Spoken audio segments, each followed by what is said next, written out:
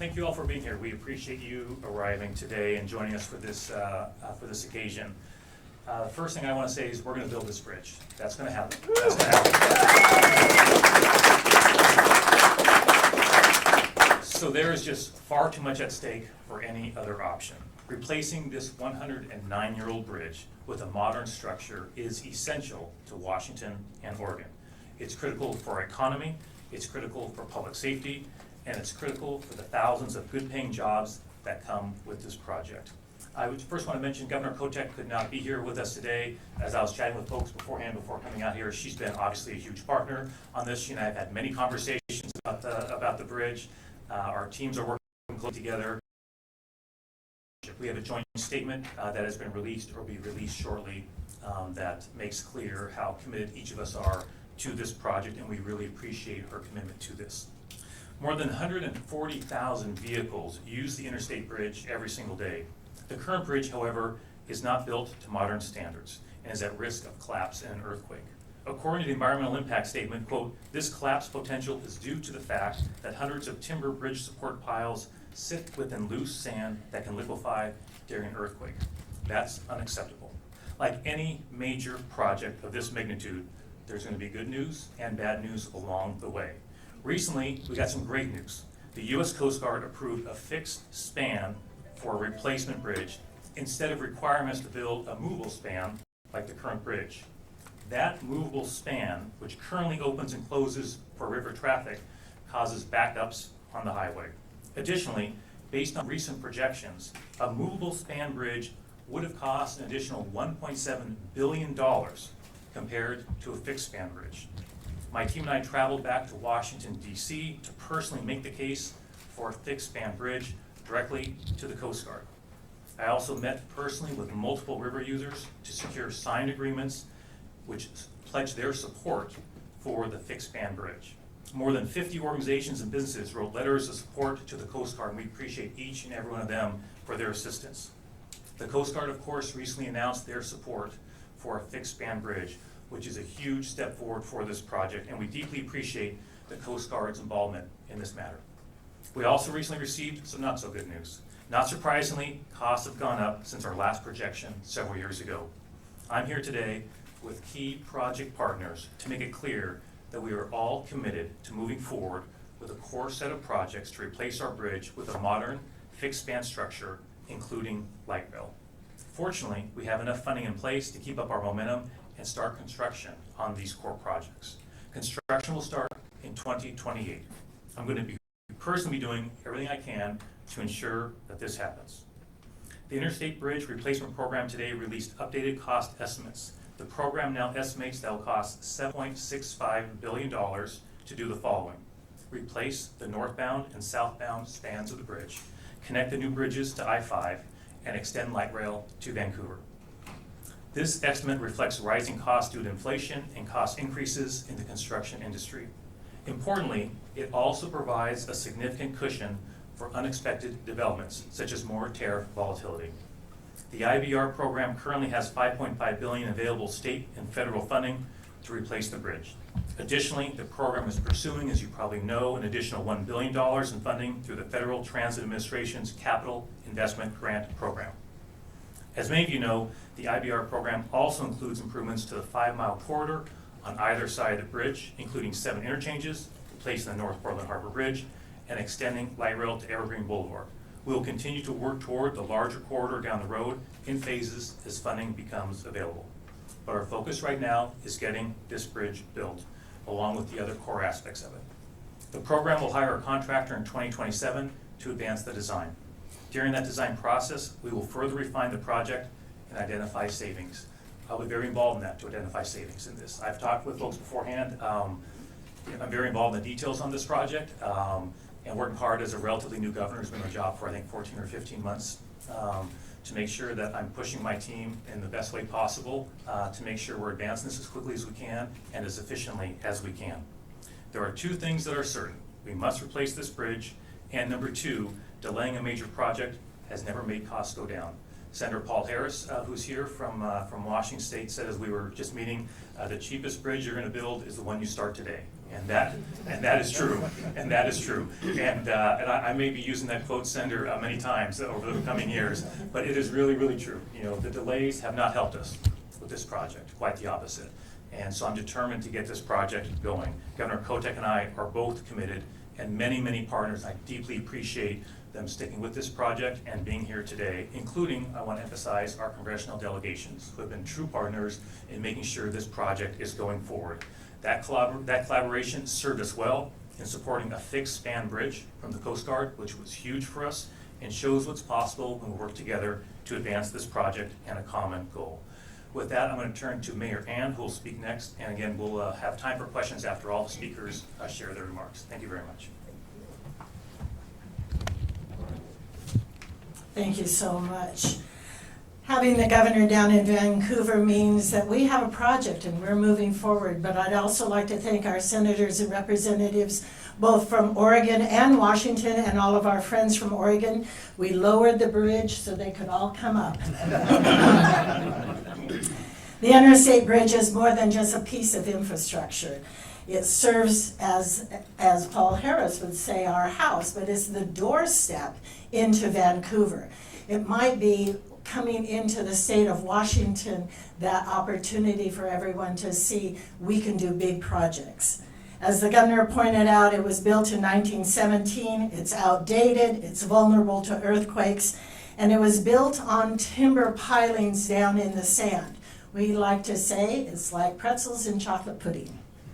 As we look at this is one of the biggest opportunities ahead of us, and it'll show how our region moves and grows for generations to come. The replacement bridge, it will be the opportunity, no more lift bridge. We had a meeting here yesterday, the bridge went up and down with 3 times. As we look at it, it'll be seismically resilient and allow the economy throughout our entire region to continue to move. $30 million a day goes across that bridge. The full vision of the program is a historic investment. It connects not just Vancouver with Portland, Oregon with Washington, but it also connects downtown Vancouver with the historic reserve. That's an opportunity that hasn't happened in more than 75 years. The City of Vancouver and its dedicated staff are committed to working with ODOT, WSDOT, and all of our partners. This is an opportunity to also see that final, we hope, final supplemental EIS. We've been waiting for that for over 2 years. So we'll look forward to the amended record of decision that allows everyone to move into phase 1, that phase of construction of the bridge and those items that the governor pointed out. But we're also looking forward to moving forward with the extension of light rail into our library square. So Sam, we'll see you at the station to cut that ribbon. The path forward helps maintain the momentum that we so desperately needed. Today is the first step of moving that into reality. The partnership that we've been developing, building out that full vision of a 5-mile corridor. Thank you so very much.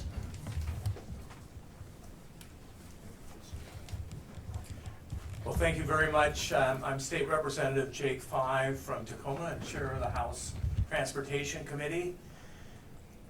My first year in the legislature was 2013, and that was a dark day for a dark period of time for getting this bridge built. So when the governor asked if I could be here today, I was so delighted and excited that finally we're going to get a bridge across this river. It's a highest priority for our transportation system. I-5 is so important to trade, economic development, and I just wanted to highlight, I see Senator Gorsuch here and Representative McLean, as well as Senator Cleveland and Representative Wiley. This has been years in the making on the legislative side of things, including providing $1 billion for this project from the state of Washington and $1 billion from the state of Oregon. This is the most important infrastructure project the state is going to do in the next several years. I just very excited to be here and share this moment.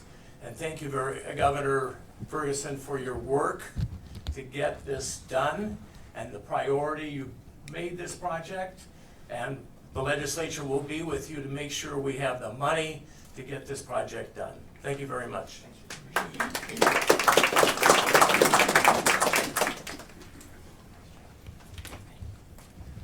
Good morning, everyone, and thank you, Governor Ferguson, for bringing us all together today.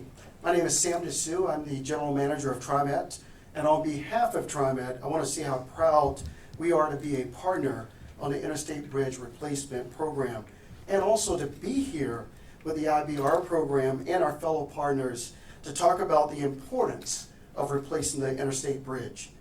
This project represents years of collaboration between communities, agencies, two states working together towards a shared vision for the future. TriMet has been a program partner since 2019, when Oregon and Washington committed to restarting the work to replace the aging I-5 bridge connecting Portland and Vancouver.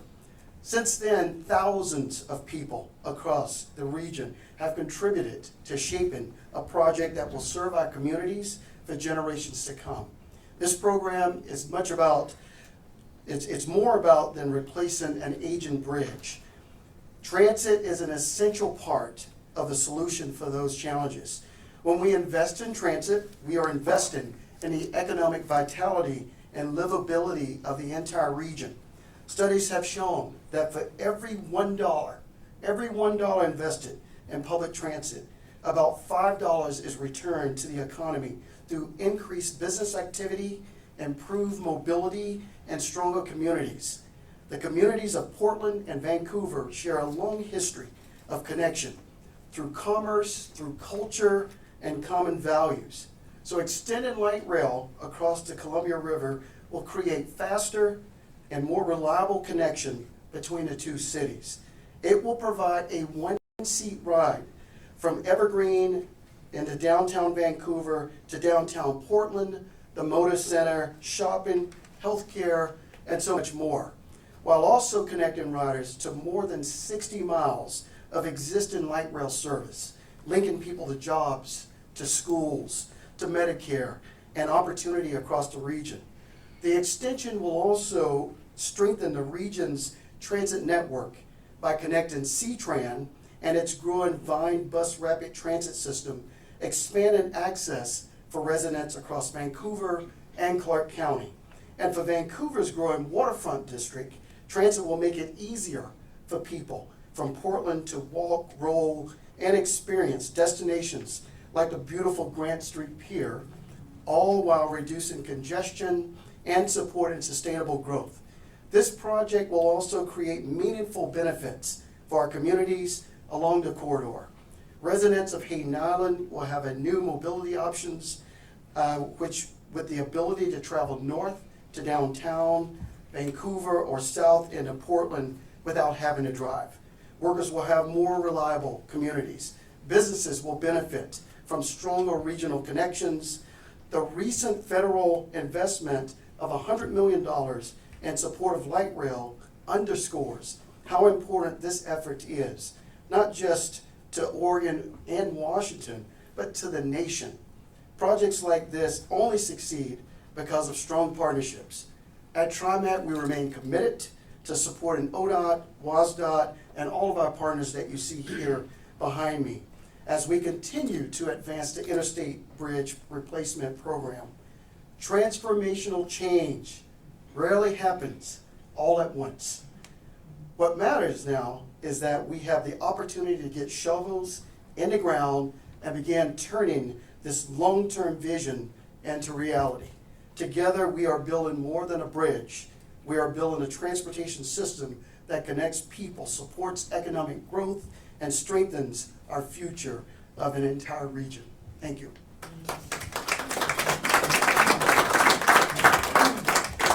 Good afternoon.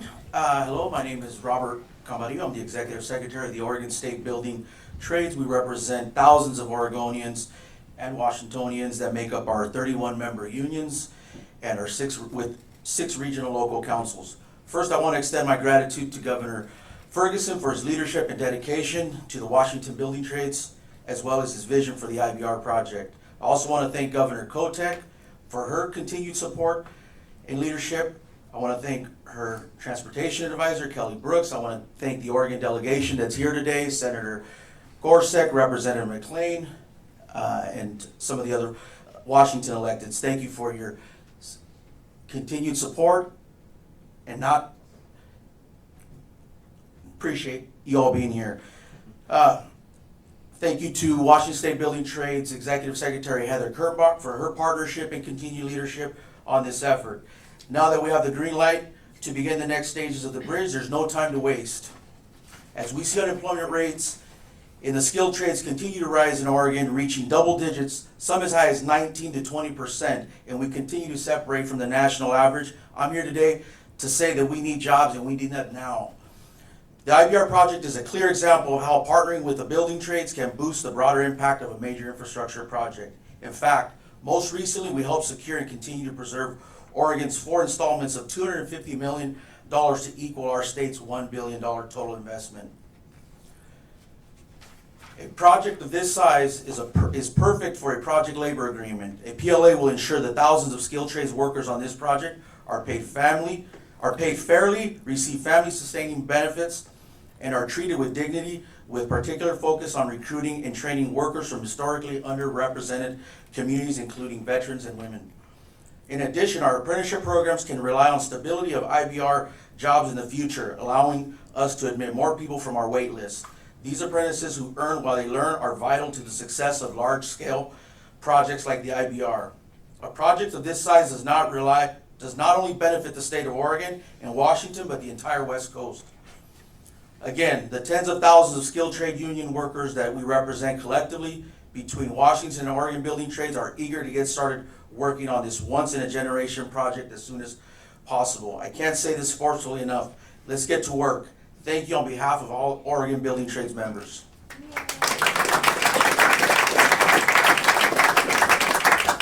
Good afternoon. I am Heather Kurtbach, and I am the Executive Secretary of the Washington State Building Trades. Thank you, Robert, for your remarks. The replacement of the Interstate Bridge is more than just a transportation project. It's a once-in-a-generation investment in working people and the future of our region. For over 100 years, the bridge has connected the economies of Portland and Vancouver, but today, as we all know, it's outdated, congested, and vulnerable.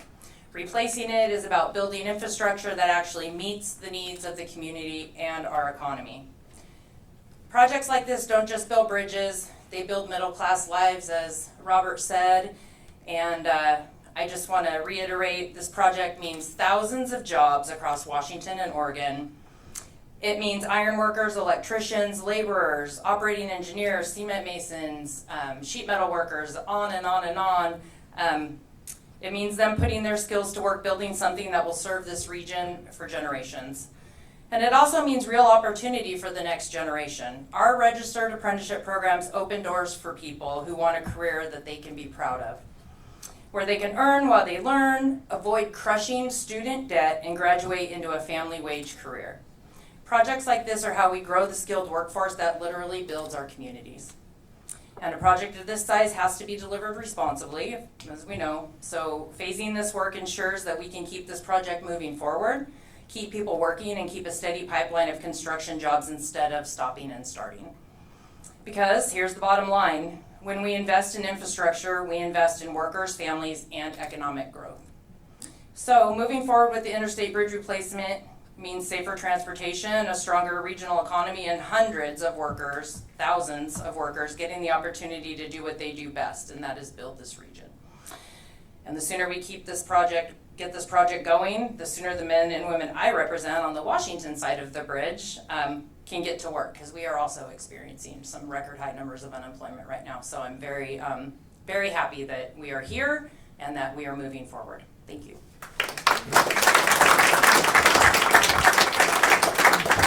So we appreciate all those who spoke, and especially appreciate everybody who's here, who's been key partners, all along the line to get this done. And we're happy to take any questions that folks have. Yeah. I'm Alex Baumhart, from the Washington State Standard Oregon Capital Chronicle. I'm wondering, A, if you can tell us a little bit more about the timeline. The SEIS is not done. It was supposed to be done by now. And then the second is, how will the two states, Oregon and Washington, come up with the added $8 billion cost? Well, we're gonna do this in phases, right? So this isn't the first and won't be the last project that happens over phases as funding comes in. So, as I think I've made pretty clear, we're focused on right now with the funding that we have on those core set of projects. First thing to do is replace that bridge. That's essential for public safety, essential for jobs, essential for our economy. Get light rail in there. You heard pretty persuasively what impact light rail will have for this community.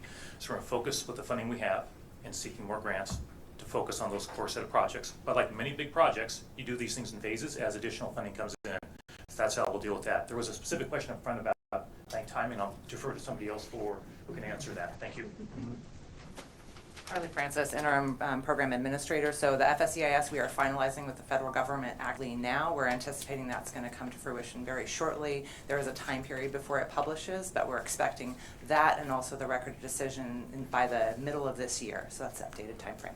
Just a really quick follow-up, because I don't think it's absurd to ask about where the money's gonna come from, Yep. even if it's a phase, it's not the present phase. We were talking about tolls earlier in this project from $1.50 to $3.55. Can people in Oregon, Washington expect that the toll will be much higher than originally predicted to help pay for this? Yeah, I think it's too soon to say. What we have is both treasurers from Oregon and Washington are crunching numbers around tolling. So we'll get more information there. So I'm certainly not going to get ahead of the experts who are crunching the numbers on that. That's number one. Number two, no, of course it's not absurd to ask about that. That's something we talk about all the time, what the costs are going to be. But it's also clear that many, many projects all across our state and all across the country go in phases. What's happening now with the costs for this project are not unusual, right? Costs go up, inflation goes up. All those things have an impact. So my job as governor is to make sure that we focus on what we can do right now and what's most important right now. And what's most important right now is take the funding that we have, which is considerable, and building on the considerable momentum of having the fixed span structure from the Coast Guard, which is a true opportunity for us and is huge for us in going forward, and getting this bridge built. That's number one. Get light rail in there, get our economy going, and then take in phases as we go forward. Yes? Besides working in phases, is there any other way that you anticipate the project being altered? Well, we have a whole process ahead of us, right, that will be designed, et cetera. So again, I'm not going to get way ahead of that whole process. I think we're here to commit to and to say to everybody is, we're going to build this bridge and get light rail in there. That's going to happen. And so obviously there's going to be 1,001 questions that need to get answered in the coming years, for sure. That design is going to be a part of it. But we're committed to this core part of this project right now, and we'll go forward in phases in additional years. Yeah. Will there be more cost tacked on because there's a delay now to 2028? The numbers are the numbers. We've laid those out, right? In fact, the costs that we put out there actually contemplate, right, has a significant cushion for volatility, right, for additional changes. So we have a significant cushion in those numbers that allow for things that could be unexpected and still allow us to go forward. When I spoke with Mayor Ann McInerney back in 2025, she said if we don't get construction in the water by 2027, we miss that window when the salmon are swimming up and down, and that means a full year delay until the next window of salmon, so to speak. And at $1 million a day delay, that continues to add $365 million to a project. Is that still? I can tell like that's for the mayor. It sounds like that. Yeah, I'll yeah. That's exactly what's happening. So, If you want to take that, Mayor, yeah. Yeah, no, that's exactly what happens. And as you look at the increase and you look at the base, then the risk and all of those flexibilities, that's exactly what has happened. And all of the individuals who are on this staff brought in those experts to look at what is happening and how does that timeline, the governor said inflation, but you're also talking about tariffs also. That delay has caused that increase because of that construction timeline. so that was all included in? Absolutely. Got it, thank you. Thank you. Other questions? Yes, sir. Yes, why does this project have to have light rail when Clark County residents have historically been against light rail? So look, I'm relatively new to this project, but I know how important light rail is. And I think you heard the comments earlier that laid out pretty clearly. Look, that literal and figurative train has left the station. We're going forward. We're going forward. New guy, okay, here, right? Just to be clear, but even I know as the new guy in this process that it's taken a lot of work to get agreement on how we move forward. It's everything they want on something of this scope. But that's an essential part of this. It's in there, and so we're moving forward. And look, I want to be clear. I'm not interested in looking backwards, okay? We're building this damn bridge. That's happening, okay? That's happening. And I get there's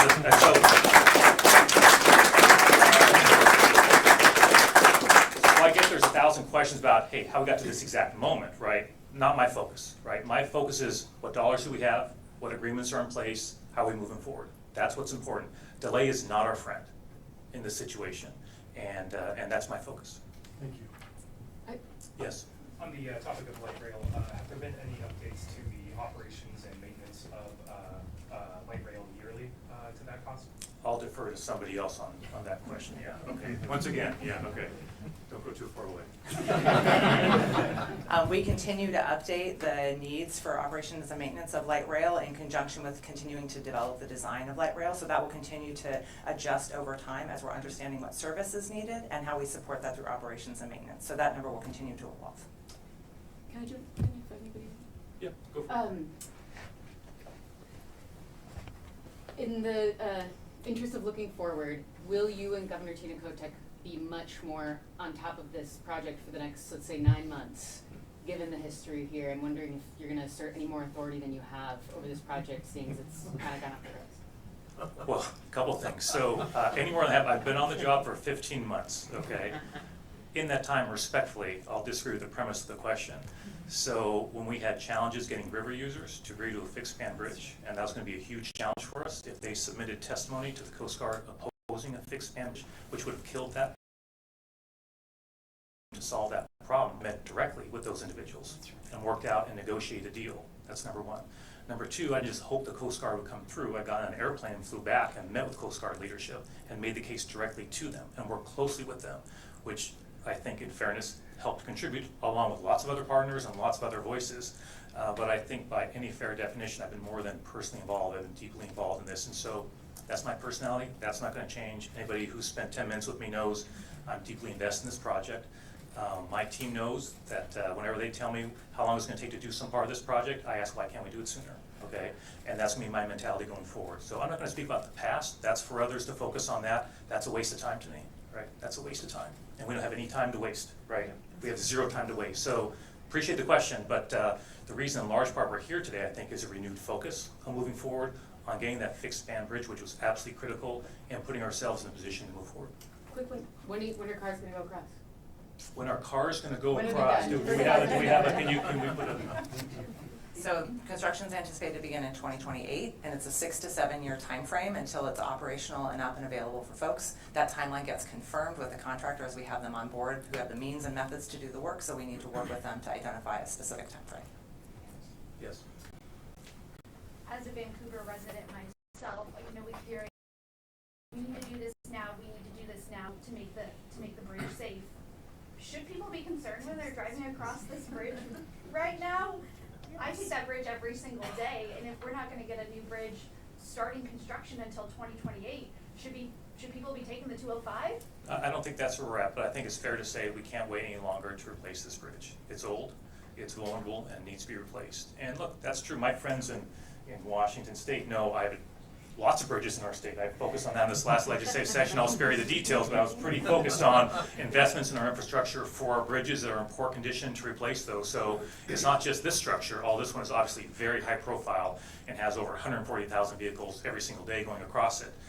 But it's our responsibility to say, hey, we know we've got some vulnerabilities and we need to move as quickly as possible to fix those. Is it Yeah. vulnerable enough to want to? I think I've answered that one. Thank you. Yeah. Next question.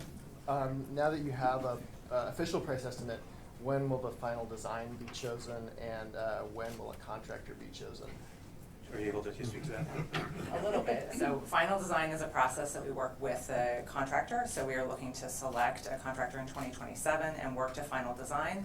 That process, because of the progressive design build process, can come forward in stages. So certainly you get final design before you're beginning work over the river, but there may be things that come on later than that. So targeting that all to do selection in 27, construction start in 28. Awesome. Last question. Yeah, go for it. So how confident are you in those dates that the community can't expect any more major delays, that we can see work start at that time? How confident am I that we'll be moving forward in the way that we've outlined today? In 2028 with construction? Well, I guess what I would say is that we're committed to making that happen. Number one. Number two, we had a lot of conversations about, hey, what's the date we're putting out there to the public? And I'm a big believer in being clear and transparent about what our goals are and make sure we're doing everything we can to meet that goal. And so obviously we'll update if things change, but we have no intention of it changing, right? We're moving forward. We have the resources. We have the team in place, the commitment to do it. That's why everybody's here today. And so I feel confident we'll meet that deadline, and I can assure you I'll be doing everything in my power to make sure we meet that again. Thank you. We so appreciate you all being here. I think folks are available also afterwards if you have individual questions. I've got to get back to Olympia and sign some bills into law for my friends in the legislature, but I just want to wrap up by saying how much I appreciate everybody who's here. And each person here represents a whole lot of other people, right? You all know that. And a special thank you to the workers who are going to make this thing a reality when the time comes, right? We deeply appreciate you and the hard work you do to make our economy work here in Washington and in Oregon. And it's, it's a big project, but it's historical. It's going to take a lot of work. We're going to have good days and we're going to have bad days ahead. That's just a fact when you have a project like this. But I just want to be really, really clear that I'm super committed to this. We'll be involved in the details. We'll be pushing forward very, very hard to make this a reality, and just really appreciate everybody being here today. Thanks so much, everybody. Have a great day. Yeah.